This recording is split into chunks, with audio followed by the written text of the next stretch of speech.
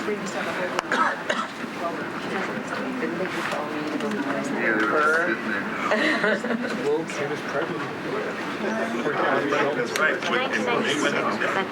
was really on his first year. It's true. Outside the room where you can walk in. 96, yeah. 20 seconds out. Tell him right. Coming in.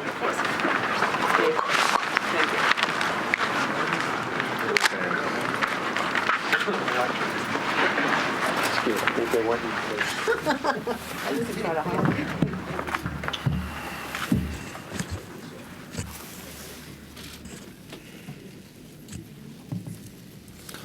Okay, first I want to start by acknowledging all of the leaders of our effort to deal with today's storm. Commissioner of Sanitation John Doherty, Schools Chancellor Carmen Farina, DOT Commissioner Polly Trottenberg, Fire Commissioner Sal Casano, Calvin Drayton, our first Deputy Commissioner for OEM, Chief James Hall, Chief of Patrol NYPD, and Shoshana Cooper, here representing the MTA. I want to thank them all for being here and all the work they've been doing since last night into the day to deal with the storm. So welcome to winter storm number 6 of the last 6 weeks. We're here in the OEM Command Center because we wanted to make sure to get all the agencies together for coordinated action. As we know, this storm has proceeded since the early morning hours. Today will continue into the evening and overnight, and so we wanted everyone working together from the beginning on a coordinated response. A lot of the folks here have worked very hard these last 6 weeks, and a lot of the folks that they supervise have worked very, very hard out in the field. So it's been a winter of very long nights and 12-hour shifts for a lot of these folks on a regular basis, and I want to thank them. It is not easy. And they have continued in a very selfless manner to address these problems. And I want to tell you the effort it takes to keep our streets clear and to deal with all of the challenges that come up as a result of these storms is Herculean. And I hope people in this city take a moment to recognize all the work done by sanitation and then how all of our first responders deal with the challenges regardless of the winter conditions thrown at them. I want to thank them all for the consistency of their work. And all the leaders of our effort at City Hall, starting with our first Deputy Mayor, Tony Shorris, want to thank them for continuing to create strong coordination and communication between all of the agencies. Well, this storm, as with every storm, is particular. We, in each case, see different attributes. This one came with a particular set of challenges. We started to get some heavy, wet snow falling overnight. Accumulation, depending on the part of the city. There's big variations depending on not only borough, but parts of the boroughs. We had accumulation of roughly 5 to 8 inches by the end of the morning rush hour. And that was heavier and faster than the Weather Service had predicted last night. Now, again, I want to emphasize we work in constant partnership with the National Weather Service. We want to thank them for that. They know, as we know, that storms can slow down, storms can speed up. You can have greater accumulation than expected. You can have less accumulation than expected. We all had heard the reports last week of what would happen this last weekend. Thank God last weekend was quite small in the scheme of things. But this storm sped up. This storm had more accumulation than was expected late last night. And we ended up with more snow on the ground through the morning rush hour than the original projections had suggested. By the end of tonight, we expect, depending on part of the city, we expect between 10 and 14 inches total of snow, but that will be affected to some extent by the other types of precipitation that we'll get. There will be a mix of rain, freezing rain, and sleet, depending on time of the day and depending on part of the city you're in.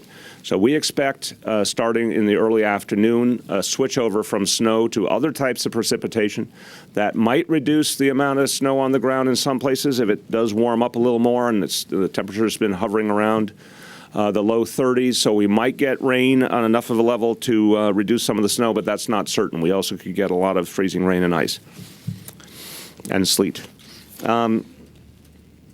We all know that when we get a lot of snow during rush hour, literally in the heart of rush hour, it creates particular difficulties. And we all know that the best situation is when the sanitation department has the freedom to really get out there and hit hard.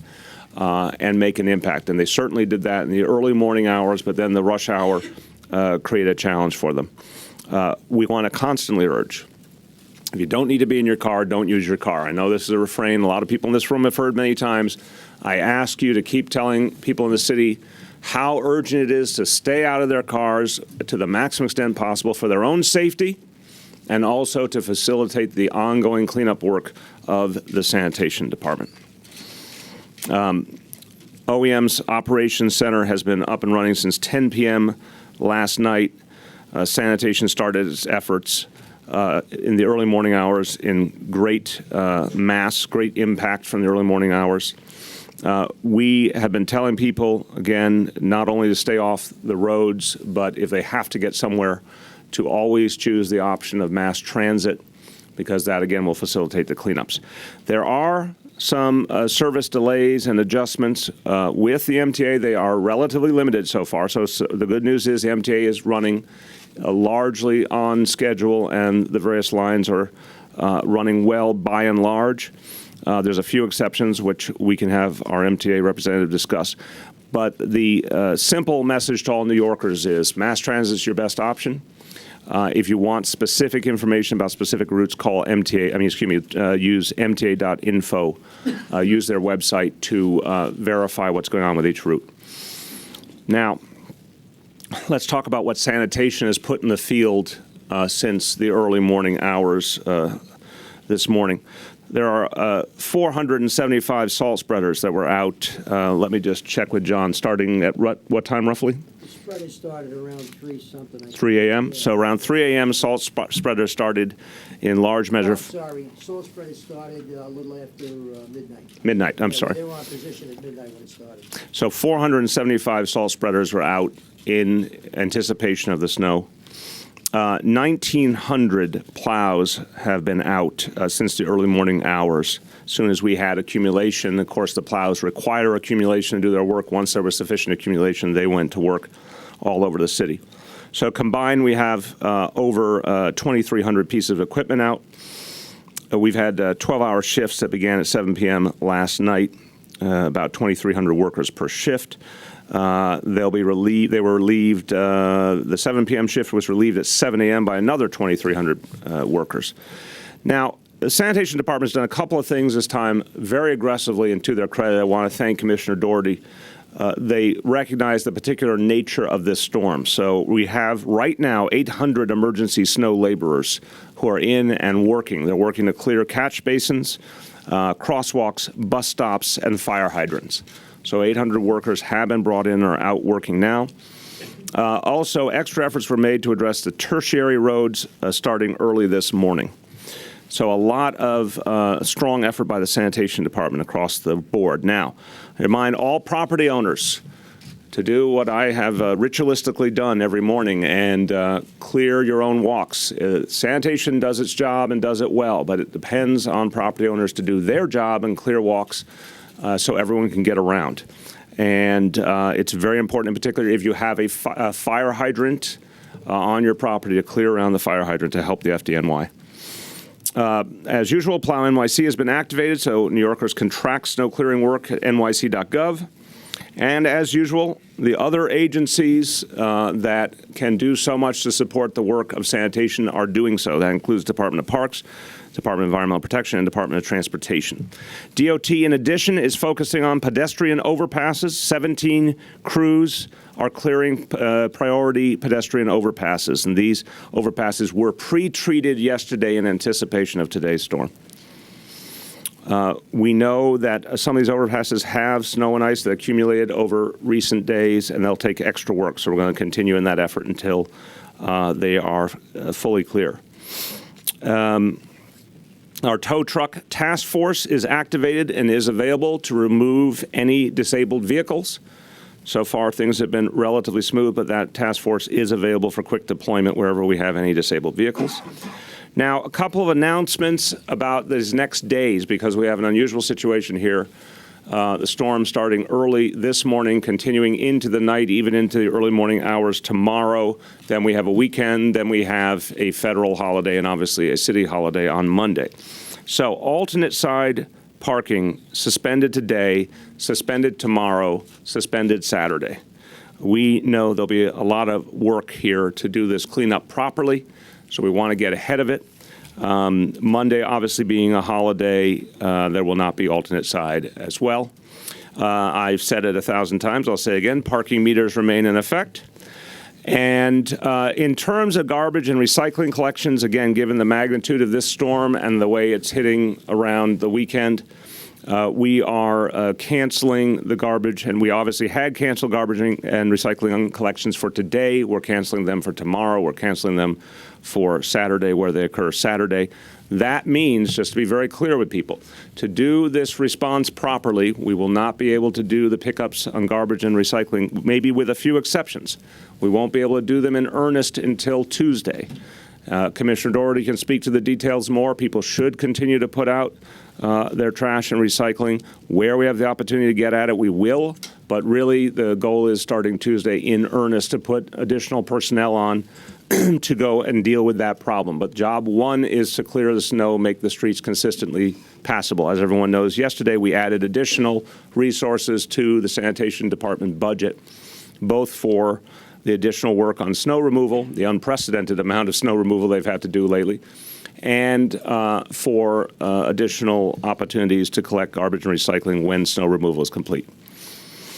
In terms of schools, a couple of quick updates. Field trips canceled today. After school and PSAL programs canceled today. On the decision to keep schools open, it's something that Chancellor Farina and I have talked about quite a bit. And again, I look at this from a number of different perspectives, including that of public school parent. I have been one for the last 14 years. Our job is to make a decision that's always a tough decision, and with always, by definition, imperfect information. But it's our job to make that decision and make it as quickly as we can to give the maximum notice to our parents. We knew, based on the reports of the National Weather Service, that we could have as little as 3 inches of snow on the ground by the time kids walked in the door of their schools, and we could have more. We could have 4 or 5 or more. It was a great situation. We did know, however, one thing that's been consistent is that it would be warmer temperatures, and that has been consistently true. And based on our knowledge of what sanitation could do overnight, we were convinced that kids could get to school this morning, and we always emphasize in making these decisions, when you think about 1.1 million kids, so many families depend on their schools as a place for their kids to be during the day, a safe place, a place where they not only are taught, but they get nutrition and they are safe from the elements. So many families have to go to work. The members of these families have to go to work. They do not have a choice, and they need a safe option for their kids. So long as we know our kids can get to school safely, and we know we can operate our schools effectively, we make that decision. Chancellor and I have talked about, and she'll speak to this, I'm sure, trying to help parents to better understand the thinking that goes into this process. We'd like to make that as transparent as possible. There are times when it's 100% obvious that you have to close schools. If you have a huge amount of snow that you know is coming or the timing is such. But I want to emphasize it is a rare act. In fact, over the last since 1978, I think our figures are. It's been, I think, 11 times, I'll check the facts here, about 11 times schools have been closed in that time frame. So it is a rarity, and it's something we do not do lightly. In terms of other services, just very quickly, we again have our Code Blue procedures in effect when it comes to homeless or extra outreach is going on. We are making sure that anyone who needs emergency shelter gets it.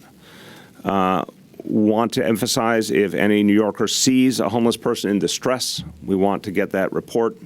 That is a call to 311, and we will make sure our outreach teams get out immediately. I always say it, and I always mean it. People need to check in on their neighbors, particularly if they have neighbors who are senior citizens or disabled. This is a good time to check in, see if they have any particular needs.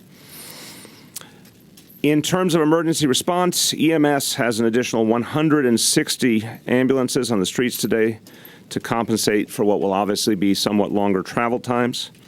So the capacity is there. They are very good at handling these situations. Again, emphasize for everyday needs, for informational needs, for something that needs to be acted on, like a heat complaint, for example, 311 only for true life-threatening emergencies should people call 911. We will keep you updated on the storm situation as the day progresses. We do expect to have further updates as the day progresses. We emphasize to all New Yorkers, if you want regular updates, you can sign up on nyc.gov for the Notify NYC text and email alerts. You can also follow nyc.gov on Twitter and Facebook. Finally, a quick moment of Spanish. Carmen will correct me for any mistakes of grammar or pronunciation. Urgimos a todos a usar el transporte público para que hayan menos autos en la calle. Eso es más seguro para usted y para los demás y ayuda a que los camiones de sanidad puedan hacer su trabajo. With that, I'll say, was I in ballpark there? In the ballpark. Thank you, Carmen. Lots of enthusiasm. Yes, thank you. A for effort? A for effort. All right. With that, let's do on-topic questions first, and then we'll do off-topic, Dave. Mayor, I think the people who've complained so much to us about the fact that the schools are open, I wanted to hear from you also, Chancellor. They don't understand if you declare an emergency, and the governor's also declared a statewide emergency. If there's an emergency that drastic, then why go ahead and keep the schools open today? And also, Chancellor, last night I think you said something about part of the reasoning is a hot meal. We're hearing from a lot of teachers and parents saying, seriously? Well, let me start, and then you'll come up. So, look, again, we've talked about this last time. New Yorkers handle these challenges with a lot of fortitude and a lot of strength, and people went to work today, like usual, all over this city. And we, unlike certain other cities in this country, we don't shut down in the face of some adversity. So the fact is, you've heard the reports. MTA is running reasonably smoothly. Sanitation got a great jump on the storm. In my travels around so far today, things are moving. They're moving more slowly, of course. But what the state does when it makes its declarations is about enabling localities to do certain things and enabling state agencies to do certain things. We've made abundantly clear that we know this city is functioning and that the city agencies are doing their job, and that given the information we had, it was right to go ahead with school. It's not something you do lightly to close school. The fundamental point I made, that we have huge numbers of New Yorkers who go to work, need a safe and secure place for their kids. Obviously, look, if you're in my shoes and you think you can get a school day to happen effectively, which includes teaching our children, which is our obligation, the answer is going to be yes. There'll be some situations where we feel it's overwhelmingly clear we can't do that. That's when we're going to close school. But as you heard from these statistics, that is a rarity, and that's been a rarity over many administrations. To the other questions, let me let the Chancellor come forward with the handy step. Look, as a teacher, one of the things I learned early on is you learn new lessons every day. So lessons learned. There is a really need to have a protocol in place so that the whole community understands why we make certain decisions. And one of the things we're certainly going to go back and think about at this point is how do we let parents know. I met with a group of parents this morning, and once I started explaining some of the steps that we take, there was a sigh of relief. And I think one of the things we're certainly going to go back and look at is, because of past experience, and I've been in the system over 40 years, we never made the calls on snow days till the morning of. And many, many people complained about that. If you had to leave your home to get to work, it was an imposition, it was all kinds of issues. So then we decided to try to do it the night before. Because this storm was so unpredictable, and what we heard last night is not necessarily what we saw this morning. And by the way, just coming down here, it has totally stopped snowing. It is absolutely a beautiful day out there right now. So the reality is that we make decisions based on what we know at the time. So might there be times that we decide not to call it the night before, but to wait till the next morning? That's one of the things we're going to talk about and think about. When does that make sense to do? So that's certainly one thing.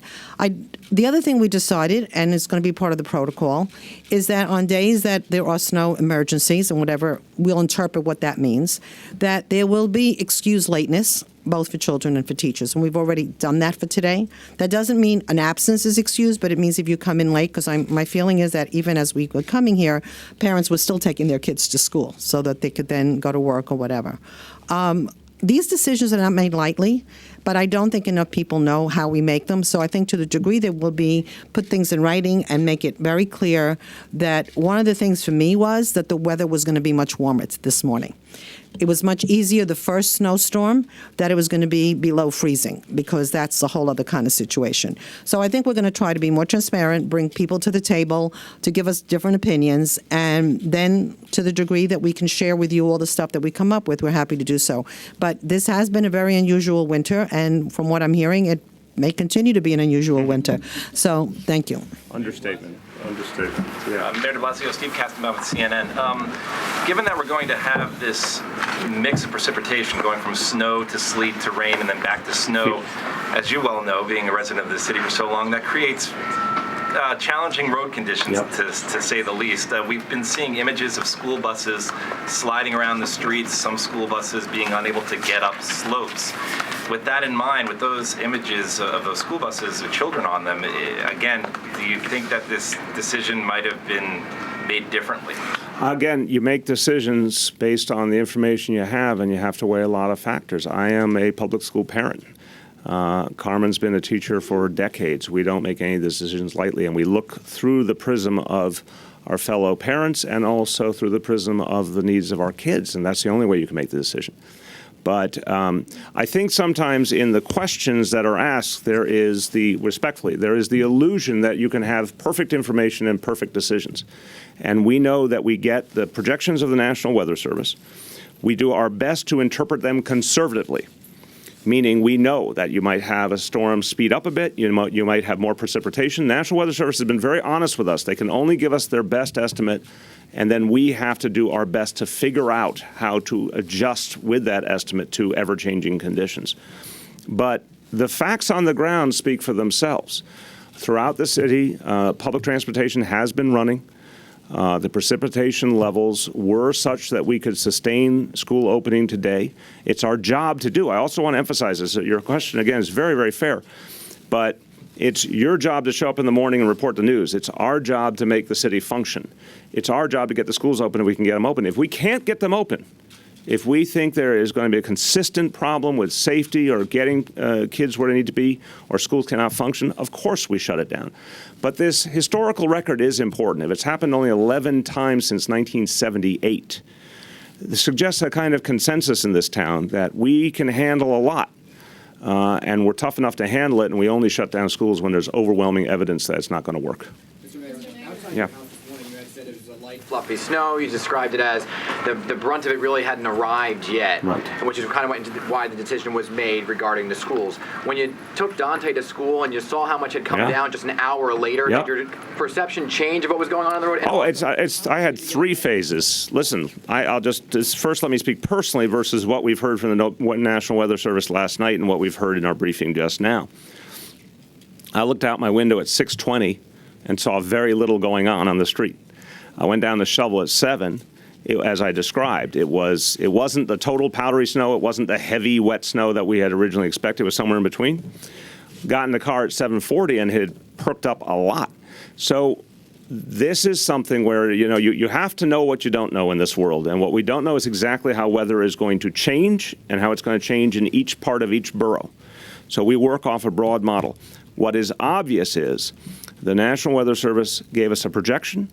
What we got here was certainly the high end of the projection and then some, and faster and earlier than was expected. But within the information we had, we made the right decision. And in fact, even with the additional challenges, MTA is running, schools are operating. Just a quick follow-up regarding getting ahead of the storm. I know the plows were out last night putting salt down, but the brunt of the storm came during the rush hour. So how ahead of it could you really get? Well, let's let Commissioner Doherty, again, I think a couple of points I want to make before Commissioner comes up. The pre-positioning of the equipment in vast numbers, the fact that there were extra efforts made to get the additional laborers in, the additional plows in, I think is a tremendously effective plan was put into place. But here's again the cat and mouse game. You can salt in advance, but you can't start plowing until there's a certain level of accumulation. Imagine anything else we do in life where there's a moving target about when things are going to happen. You do your best to make quick adjustments. I think the Sanitation Department does that very well. I think Commissioner Doherty does that very well. But I'll let him describe the exact progression. Well, the mayor really pointed it out. We went from spreading, we had the plows out there, they were pre-positioned. Probably when it got to about 1.5 inches, some of them started a little sooner, depending on how much was on the ground, we started plowing. When you got snow coming down heavy, as it did later in the day, you got to go back and go over those streets. For example, by 8:30 this morning or so, we had a lot of streets had been plowed already, but within that next 2 hours, we got anywhere from 4 to 5 inches, depending on parts of the city. So we have to go back and do all of them. So we're going through that cycle right now, and it's going to be a continuing cycle. Hopefully, with a little break in the middle of the day, we'll get a lot cleared off, but we're going to be back there again tonight and doing the same thing again. Mr. Mayor, do you believe that children's lives were put at risk by the decision to keep schools open? We've seen parents struggling to get their kids on the school bus, especially when you're telling people to stay off the roads. By definition, we thought our children would get to school safely based on the information we had. Again, I want to make 100% clear, as a parent, and having a chancellor who is a parent and a lifelong teacher, we make these decisions with the safety of our children in mind at all times. So are conditions perfect? No, they're not. But our MTA has been functioning, our school buses have been functioning, and certainly, based on the information we had, it was abundantly clear we were not going to have the kind of overwhelming snow that would make it impossible for kids to get to school. I want people to remember, it would be very, very easy to call off school constantly, right? By the logic of some of the questions. I'm not denigrating the questions. I'm just pointing out a logic pattern. It would be very easy to say, let's call off school at the slightest hint of snow. First of all, that would be illegal. It's our obligation to run a school system. We have a state mandate to reach a certain number of school days each year. It's a fair mandate. But beyond that, that's not how leadership works. Every part of the decision-making we do all day involves a cost-benefit analysis in which human safety comes first. That's about every kind of decision we make. But given what we knew, we were convinced that we could run the school system effectively today and our kids could get their safety. Yes? Dana Arshan with News 12. We had a lot of drivers ask us today, on a day like today when alternate side parking rules aren't in effect, how come meters are in effect? Well, that's a great question. I've told you, it's a part of our New York City culture. Look, first of all, a lot of the areas where I will say a common sense thing, and then which one of you wants to be the expert? I don't know if that's you, Polly? We can speak together on this one. Okay. But the fact is that there are, by the nature of parking meters, people come in and use them temporarily, and obviously a lot of them are in areas that do get plowed out. And so I think the logic is they have to keep functioning because business is going on. The city is open for business today. Government's open, businesses are open, stores are open, people are going about their business. And because it is changing, it has been changing over the last hour or two to rain, freezing rain, sleet, people are moving around. So we have to keep functioning with the same set of standards that allows us to do business. But why don't you add wisdom? I think you got it, Mr. Mayor. To the extent that cars can get in and out of commercial spaces, merchants want them to do that, and it's revenue to the city. So in contrast to alternate side of the street parking, which Commissioner Doherty can speak about, where it's really a back and forth between snow removal and street cleaning. That's right. I think that you took his lines. Okay, let's come over this side. Sal. I have a question for the Chancellor. Could you just explain, when you said it's a beautiful day, can you expand on that? She didn't say it was sunny Florida. She will clarify. All right. Coming down the stairs, the most obvious thing is stop snowing. The second thing, it's getting warmer, which means that theoretically the snow will start melting. So in terms of some of the dangerous conditions that might have appeared at 7 o'clock this morning, I don't see that right now. That doesn't mean I can predict what's going to happen 3 hours from now, but I do that. It's much better. And the other thing is just looking, like I said, looking out the window. You don't have a window here. There's a lot of people walking in the streets. So to me, in other kinds of situations, you wouldn't have seen those conditions.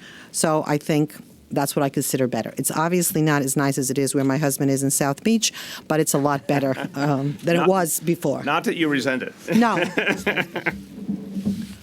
Okay, yes. What would you say to parents who live in parts of the city where they don't have access to mass transit, they don't live close enough to their school to walk there, and the only option for them is driving or putting their child on a school bus when you've said to stay off the road? Well, again, I've said very clearly and consistently, and Carmen may want to speak to this, but that to the maximum extent possible, stay off the roads, which means that we know every day in the city people use their car for things that are not urgent. It's a normal part of life. But in these conditions, we ask people to forego using their car whenever possible. If you got to get your kid to school, you got to get your kid to school. We understand that. I think the bottom line is we've made the decision that was right for a city of 8.4 million people and 1.1 million kids who are in our public schools. Carmen's always said that parents maintain the right to make their own personal decisions, but we're making a decision for an entire school system. Jonathan? Mr. Mayor, why don't you expand upon what the Chancellor had said earlier about the idea of calling school the night before? Yep. That was sort of a new way that parents had suggested that they preferred that. My question is that going to be the new normal? And if so, does that leave you vulnerable to storms where conditions change, like this morning? That's a very good question. There is no single template, is the honest truth, in the sense of every storm, boy, can I say with some expertise, every storm is different. So there are times when you can make a call the night before, and when you can, you should. I think what the Chancellor is saying, I couldn't agree with more, is the earlier you can make a clean decision, the better off for parents and children, because everyone can plan. Again, I can speak as a parent. A huge amount of planning goes into, particularly with parents who have work schedules and other obligations, a lot of planning goes into how you're going to situate your kids each day. And it's usually a pretty seat-of-the-pants thing, trying to get everything to work when you have a storm or something else suddenly interfering. So we want to give people the maximum possible notification. I think the Chancellor is absolutely right that that's where we need to move toward whenever humanly possible, and a more open and transparent process where people can see the standards we're holding. Because clearly there is, for example, there is a certain amount of snow that you would not open school on a basis of. So we want to show people the kinds of metrics, the kinds of factors that go into the decision, and the timing that goes into the decision, and how the National Weather Service estimates work, et cetera. And that's something we'll do in the coming weeks. That being said, when you can make the decision effectively the night before, you should. When you know that the situation is so gray, so ever-changing, that you have to wait for the early morning hours, we'll do that. The downside of that is parents wake up to a new situation potentially they didn't expect. So when we can avoid it, we'd like to avoid it, but it's going to be case by case. It's the bottom line. Grace? Was this case, though, one where it was so gray that waiting for the early morning hours would have been the better Not based route? on what we knew. Again, I emphasize, and I think everyone here observes life in this city, and you observe the city government, so I want to say this as an analytical point. You get an estimate, and you have to work within that estimate. We don't second-guess the National Weather Service to the point of saying it's going to be a polarly different dynamic, no pun intended, a polarly different dynamic than what they say. So the low end of their estimate suggested that by the time kids were walking in the door of school, it might have been 2-3 inches of snow. That was not an overwhelming figure from our point of view. The high-end estimate was more problematic, but not enough to close school. And so I think the bottom line is we had a lot of information. Based on the information we had, it was clear to us that we had to make the decision to keep school open. I'm not sure at 4 in the morning we would have known enough differently to have seen some of the particular situation that we felt today. But in the final analysis, again, the numbers I quoted to you, we still know the proof's in the pudding. Like the MTA, for example, functioning the way it did is proof that we were still within the parameters of the city being open for business, the MTA functioning, buses being able to move, and that's core to the decision. So we think we did the right thing given what we had. Though, in your comments, you opened by saying lessons learned. What did you I think it's about I will start and then go to you. I think that is about parents. The more we're talking to parents, and this is something both of us having been on the job now 6 weeks, we've had a lot of conversations with parents, and we're beginning to understand the kind of information they would like and when they'd like it. I know from my own experience as a parent what I thought was right, and Carmen from her experience as a parent. But the more parents we're talking to, and let's face it, the modern world is getting ever more complicated, people's schedules ever more stretched. Parents want to know more about how the decision is being made, and they want answers as early as possible. And we owe them that transparency and to show them how the thinking goes on. I think this is bluntly a larger trend going on in government right now, to try and show people the thought process. So we're going to do a lot more of that. Yeah. Wait, I'm sorry, I got you before. My apology. I didn't mean to double take you there, but we're trying to spread around. Jim. So, Mr. Mayor and Madam Chancellor, if you will, does anybody have any idea what percentage of kids have gotten to school today and what percentage of teachers? Do we know yet, or are we still waiting? Kathleen Grimm, do you have an answer on attendance yet, or are we still waiting? Still waiting. Still waiting. We will get that to you as soon as we have it. Melissa. I want to try the school question one more way. By telling people to stay off the roads, while many parents have to depend on their kids being on the roads if they're going to get to school, are you ultimately sending a different message to the parents who have to go to work, who can't afford to stay home? And sending one message to those parents and another message. I appreciate the question, but I think it's abundantly clear what I'm saying. If you have to use your vehicle to get to work, there is no other way to get to work. You're going to use your vehicle. If you have to use your vehicle to get your child to school, that's understood. If you have the option of mass transit, use mass transit. If you're making an optional trip with your vehicle, which New Yorkers do every day, there's thousands and thousands of New Yorkers getting into a car for something that could wait or could be done another way. So we're simply saying, if you can stay off the road, stay off the road. If you can't stay off the road, that's understood. Beth. Mayor, a question about metrics. You said that there's a certain amount of snow at which it becomes obvious that you've got to close schools. How much is that, and how late are you able to actually call off school? Like, what's the cutoff? Roughly 4 a.m., between 4 and 5 a.m. is the latest you can go because the school buses start running around 5, so you have to get the word out there. And obviously, a lot of parents start waking up 5, 6 o'clock and need to know. Look, as we present a clearer picture of the details of how the decision process goes, we'll put out some of those metrics. If you told me you guaranteed me a foot of snow between midnight and 6 a.m., I would guarantee you I'd close school.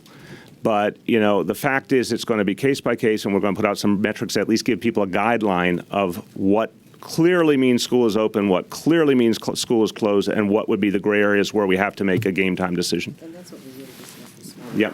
Liz Gonzalez Telemundo, this is further to Dave's question. Have you gotten feedback from parents that they are, especially Title I students, that they are counting on that hot meal at school? Have you gotten a lot of feedback. And again, I think everyone in this room, if you talk to a parent in the street or you talk to 5 or 10 parents, you're going to get different viewpoints. Carmen and I, Carmen spent her entire life, adult life in the New York City public school system. I've been involved with the public schools since I became a school board member in 1999. So for me, it's been the last 15 years, 14 of which have been as a public school parent. There are huge numbers of parents for whom the consistency of the school schedule is absolutely necessary. They are going to work. They have no choice. If they can't get their kid to school, they don't have another option. There are a huge number of parents for whom their kid getting to school also means their child will have a good meal, and in some cases 2 meals. And so the fact is it's a very big deal to a lot of parents. There are others for whom those situations are different, and that's fair. It's a city of 8.4 million people. But no, we've heard from a lot of parents that they get frustrated at the possibility we might close school because they depend on school to be there for their kids. Please. One of the things that I think also has to be made, because the parents I met with this morning was a regularly scheduled meeting, and many of them did come in, and they came in from all over the city. And the one thing that I think has been clear, specifically in this administration, is that we're going to share more of our thinking with parents and with all constituents. So when I even started to say things like it depends on the temperature, there were a lot of heads going like this, but because they didn't understand. When I said that one of the major things that we decide, because this is called the bunker, at least in my mind, when we come here, there's 12 of us around a table making decisions, and I particularly listen to MTA. I mean, certainly sanitation is after the fact, but MTA is before the fact. And if they're saying they're ready to go with the trains, it adds to the decision. But the other thing is, at least in my mind, next week is a week off. We have a lot of things happening when kids come back to school. When many of the schools, and I got several calls from principals today, are preparing kids for what they need to do over the next week's vacation, which is not really a vacation because given the kind of curriculum that we're putting forth out there, there's a lot of work that has to be done even when you're on vacation. So to my way of thinking as an educator is if we take a day off, sort of, before we have a whole week off, we're actually going to be regressing and not bringing the kids up in terms of the standards that I think we need to do. So, like I said, it's not a simple solution. It's not a simple thinking. You've got to take a lot of things into consideration. I want to emphasize the MTA point. You know, we all, when we're around that table or we're on the conference call, the MTA looms very large in our thinking. And they are very clear with us in each call. I've now done it a number of times, what they project, what they think will be their percentages of capacity, what kind of problems they predict, or what kind of solutions they have available. I want to thank the MTA because they have now very consistently put the chains on the articulated buses before each snowstorm. That's made a big difference. That has greatly reduced the amount of problems with those buses. It's reduced the amount of towing we've had to do. When you reduce the towing, you increase the flow of traffic. You make it easier for sanitation to do its job. So we listened carefully, and the MTA was very clear with us that they could function well today, and in fact, they have done so. Yes? Is that because the MTA brings so many kids to school each morning, or because just overall it signals to the city that, like you said, it's open for business? Yes. It is because they bring so many kids to school.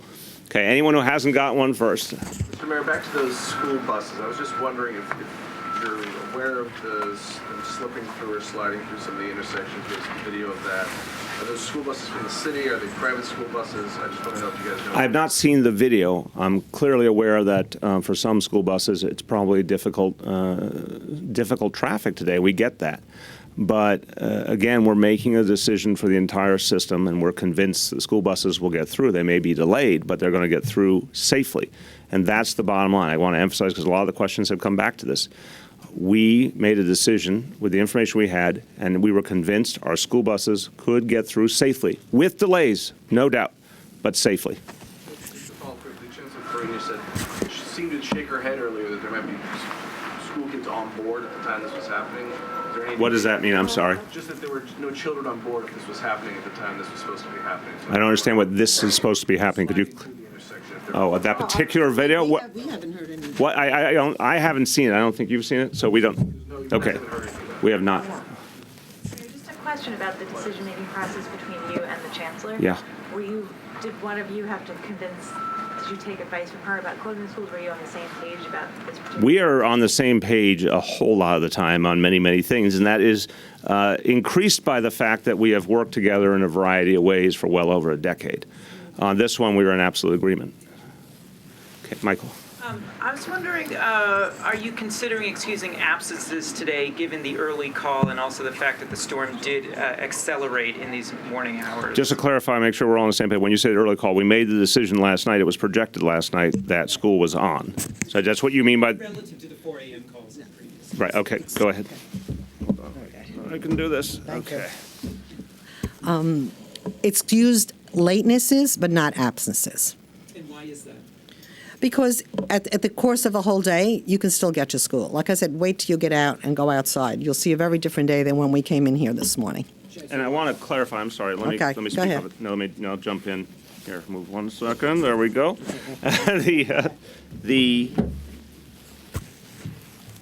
I want to make sure we're fully communicating, because the conceit of a lot of the questions is, wouldn't it be nice to shut down government operations? And that's not how we think. We are tasked, that people hire us to run a government, to run a school system, to run a transportation system, to plow the streets, et cetera, et cetera. So we're going to go out there every day with, forgive the rah-rah spirit here, but we're going to go out with a can-do attitude that we can get it done. And if we have a doubt, if we have we talk to John Doherty says, here's a reality, or MTA says, here's a reality, or Carmen says, here's a reality, that actually makes us think we cannot do things up to the standards we have to, we make a different decision. But we start with the assumption that our job is to make everything function to the maximum extent possible. And I think this is a crucial point in the difference between excused lateness and excused absence. We would love every child to have been exactly on time this morning. We knew some kids would be late, but they would still get to school. They would still get a lot of learning in. They would still get meals if that was something that they needed. And it would be a safe, warm environment for them. And for a lot of kids, if their parents had to go off to work, and think again about, I don't want anyone to just think only high school or only middle school or only elementary school or one borough. Think of kids kindergarten, first grade, second grade, if their parents don't have an option for them. The school is the only place that kid can go that's safe and secure. That's a pretty big deal. So we don't close school line.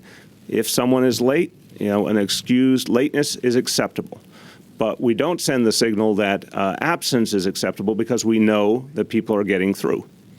Please. Sí. Por favor. Me preguntaron si por favor hablara un poquito en español. Para los padres de la ciudad de Nueva York es muy importante que nosotros, que estamos en cargo de las escuelas, que sepamos que tener los chiquillos en la escuela es un sitio muy importante. Es importante no solamente para las comidas, pero también para la enseñanza. Todos los chiquillos que fueron a la escuela hoy aprendieron algo que no sabían ayer y algo que van a saber más para mañana. Por eso que yo creo que tener las escuelas abiertas, y el alcalde y yo estamos completamente en acuerdo, que esto fue una decisión que tuvo que estar hecha exactamente como estuvo. Y de aquí adelante cada situación es un poco diferente. Gracias. Okay. Basically the same thing, that we know how important it is for kids to be in school. And it's not just about the food, because if I ever say that, it's certainly not what I mean. That it's important. Every child who went to school today went home tonight or is going home tonight knowing something they didn't know yesterday. And to me, that's what it's all about. School is about education, it's about learning something, and it's about using it as you go forward. If we started taking snow days every time it was likely, we'd already be regressing at least 5 days' worth. We know, particularly in the younger grades, that for every day children are not in school, they regress 2 days' worth of education. And especially if there's a week coming off, which to me looms large in my decision-making, if the kids don't take work home next week, they're going to come back the week after with at least 2 or 3 days of regression from before. So to the degree that schools could plan on how they're going to send this, obviously the English is a lot longer than the Spanish, that they can plan to do what they need to do, I think is really, really important, especially since we don't know what tomorrow is going to bring. All right, first, anyone who has not gotten a question, did you get a question yet? You did not, you're up.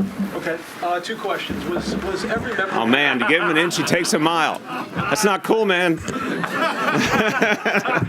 Was every member of your administration on board in terms of the decision not to close schools?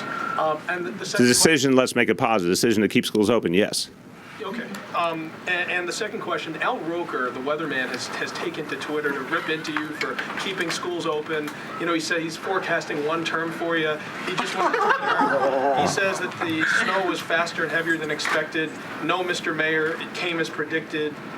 Don't blame the weather for your poor policy. What's your reaction to Al Well, Roker? I respect Al Roker a lot. Watched him on TV for many, many years. It's a different thing to run a city than to give the weather on TV. So I am comfortable with our decision-making. And we just got off the phone with the National Weather Service. And again, I respect all the meteorologists out there, but the one I respect the most is called the National Weather Service. And this did, and they just affirmed to us on the call before we came out to you, that this went faster and heavier than their projections last night. And that happens. It's weather. None of us controls it. Our job is to adjust and respond to it. So that's my comment. Anyone? Okay, anyone who has not gotten on this topic, anyone who's not gotten? Okay, I'm going to do 2 last. First you, then Melissa, on topic. Go. Not related to schools, but related to snow. The city was in the middle of a full court press in dealing with the tremendous number of potholes that we've seen around the city. We are indeed, aren't we?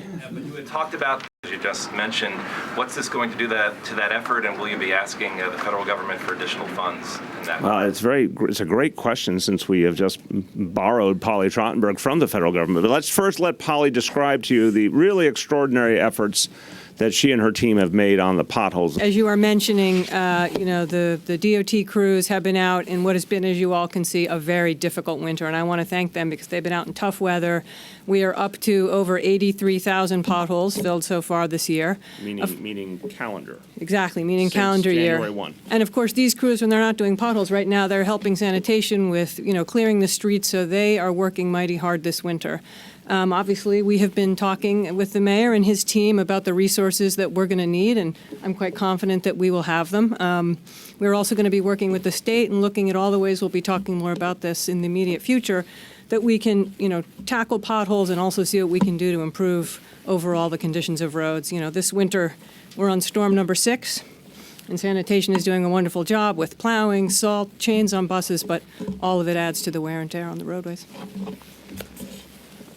And I do want to brag on behalf of DOT. Was it 7,000 this weekend? 7,000 potholes filled on Saturday and Sunday alone. They're doing really an extraordinary job. Melissa. Just making sure I'm understanding, had you known last night, had the forecast been completely accurate in predicting the speed of this morning's storm? I just want to make sure I understand that you're saying you still would have kept schools open. So I want to say two things. I would have liked to have had, I said to folks this morning, it would be nice if we got a video the night before of exactly what the next day looks like. We don't happen to get that. So, you always look at every component of information you had. If we knew exactly how it was going to progress, would have been a factor in our decision making. But that being said, the bottom line we just discussed, are schools open and running? Yes, they are. Is the MTA running largely on schedule? Yes, it is. Things are working. And we are not in the business of shutting down things easily. So I'm comfortable with our decision. I would have liked more information, but based on the outcomes, the things we actually are experiencing now, it was the right decision. Okay, that is weather. Now, off topic. Mr. Mayor, a few questions on the Bishop issue. Just wanted to get some technical questions out of the way. Who called you about the Bishop's arrest? Who did you try to call? What did you say precisely to Kim Royster? And then lastly, more generally, did the police handle this matter appropriately according to the department's protocols? Yeah, it's very simple. I received a report. I made an inquiry, received a report from Emma Wolf on my staff. I made an inquiry with Chief Royster. She came back with an answer that the situation had been settled. And I thought that the precinct commander handled it well. And that was his choice to make, obviously. Do you believe that the police handled this matter appropriately according to department protocols? 100%. Why?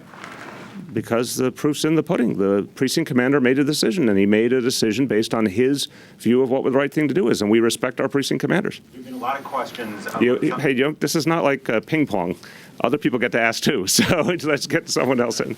On the same topic, could you explain why you called, the motivation behind the phone call, and then beyond that, have you ever made a call like this before to the police regarding an arrest? I think all of this is case by case.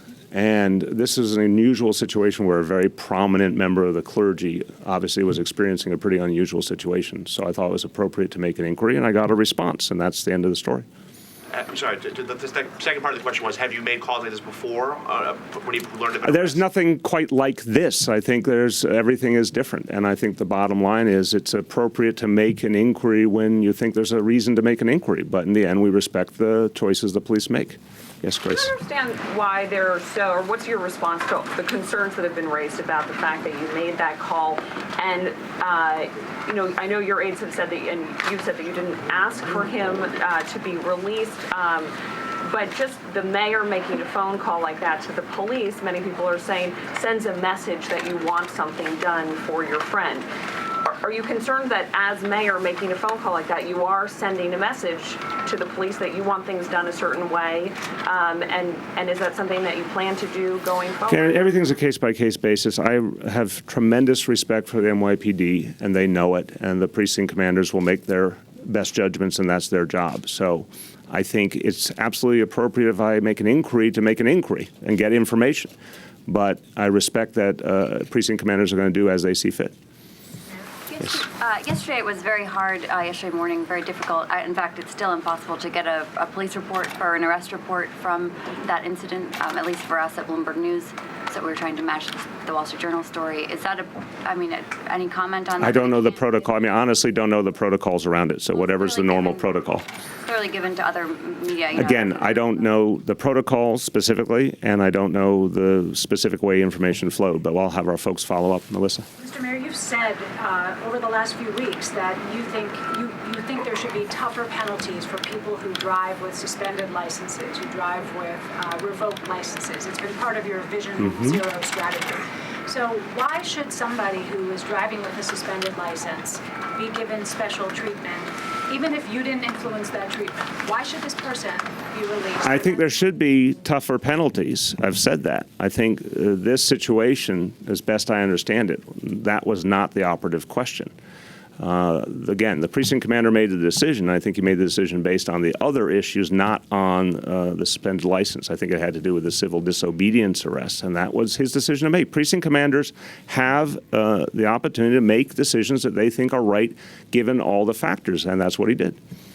Yes. Mr. Mayor, you're saying it's a case-by-case basis. Mm-hmm. Are you saying that you would make a call like this again on behalf of a friend? Case-by-case basis literally means that. It's a case-by-case basis. So maybe possibly in the future. Would make my decisions on a case-by-case basis.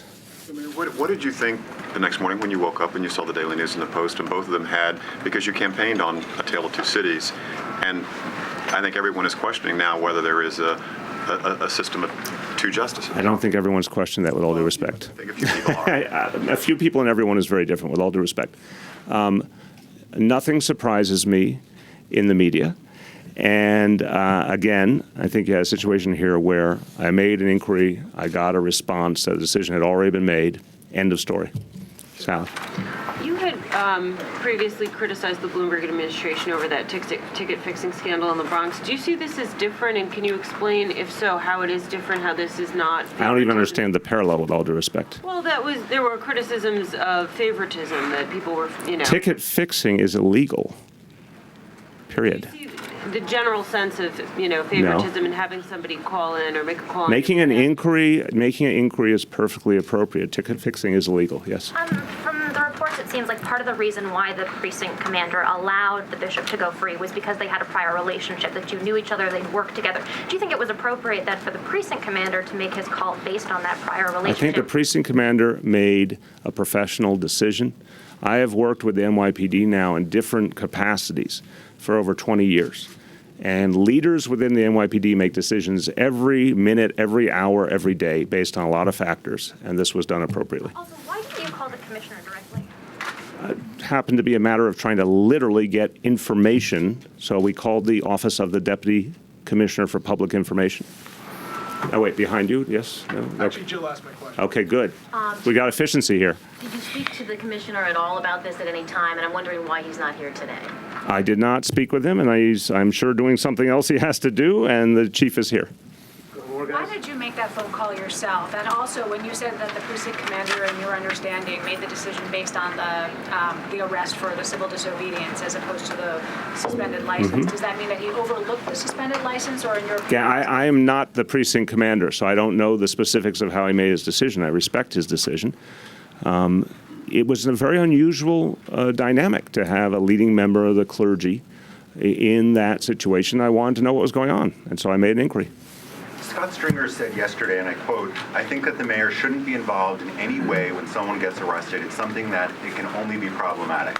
What's your direct response to his comment?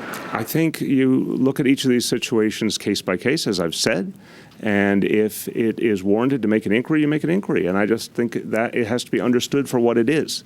Precinct commander made his decision. By the time I even got an answer, the decision had been made, and that's appropriate.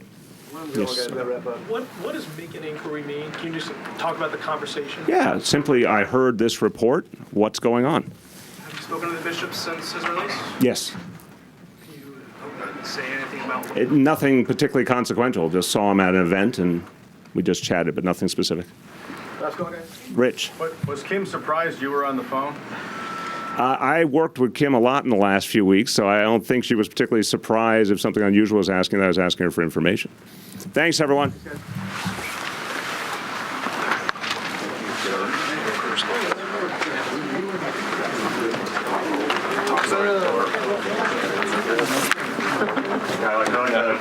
Putting the arm on.